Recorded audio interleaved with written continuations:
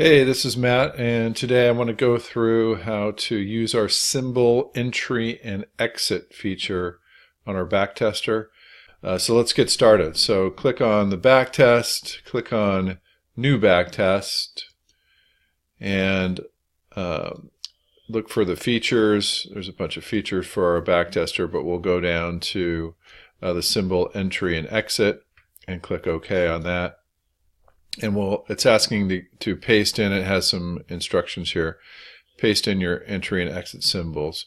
You could go to any spreadsheet. Here I have Google Sheets.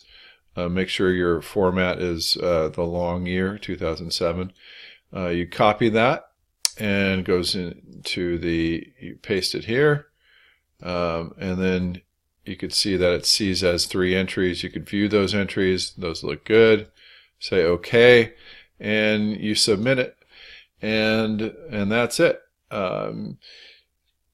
It just takes a few seconds to process this small test. There it is, and you could go verify that indeed this test had those 3 dates, and it all went according to how you plugged it in.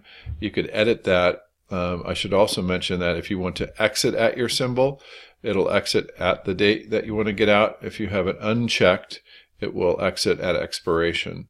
So that's it for now. If you have any other questions, you can email me at matt@orats.com. Check out our other videos on YouTube or go to orats.com to see more. Thanks.